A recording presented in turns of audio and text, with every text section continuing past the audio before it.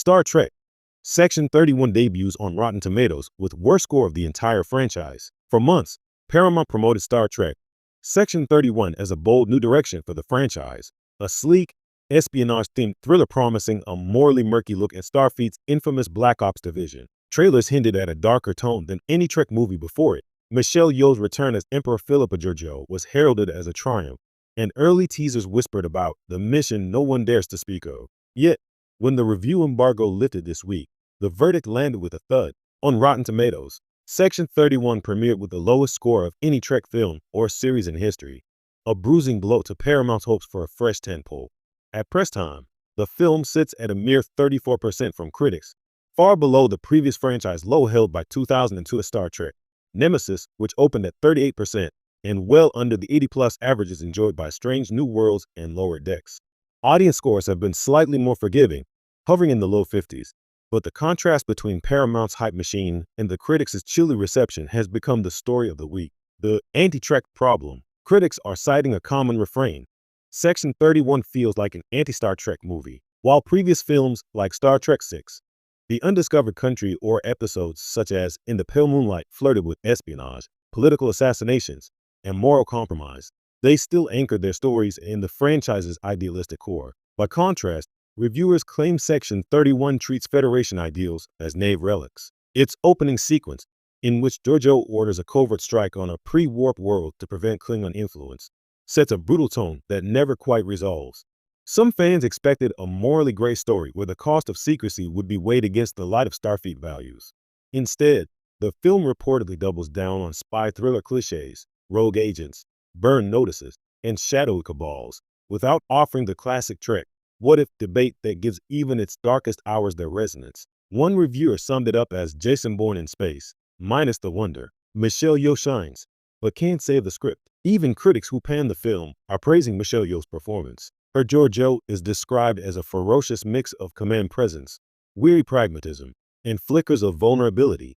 Yeoh's action sequences have been singled out as the film's most thrilling moments, with one critic joking, "You can tell they wrote the fight choreography before they wrote the dialogue."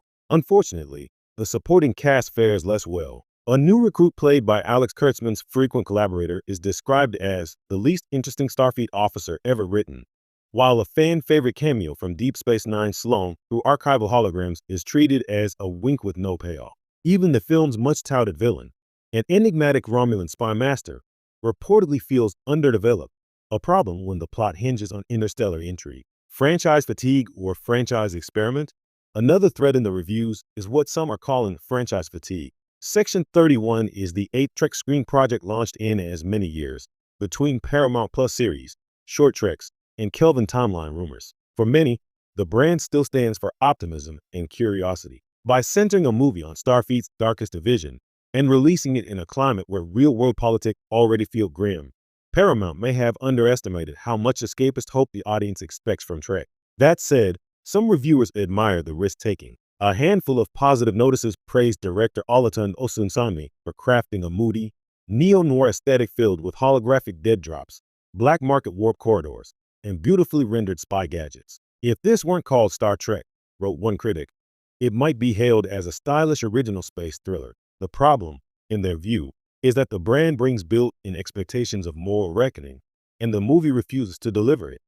Canon shocker that backfires. Ironically, the film's biggest headline-grabbing twist, meant to electrify fans, may be hurting its reception. Midway through Section 31, it's revealed that the clandestine organization was not a rogue element, but created by a founding Federation father as a necessary evil. This retroactive continuity bombshell undermines decades of lore in which Section 31 operated as a quasi-legal offshoot. Longtime truckers, who once debated whether the Federation's hands were truly clean, now find themselves confronting a canon where the idealistic founders intentionally built a dark ops wing from day one. On social media, fan reactions range from bold and brilliant to sacrilege. For critics, it's evidence of the movie's miscalculation.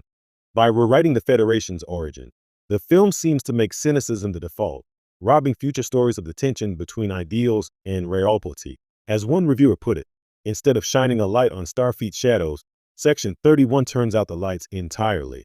Can word of mouth salvage it? Paramount is reportedly standing by the movie, emphasizing that early Discovery seasons also split critics and an audience. Studio insiders note that international numbers are strong and that a sequel, or at least a limited series,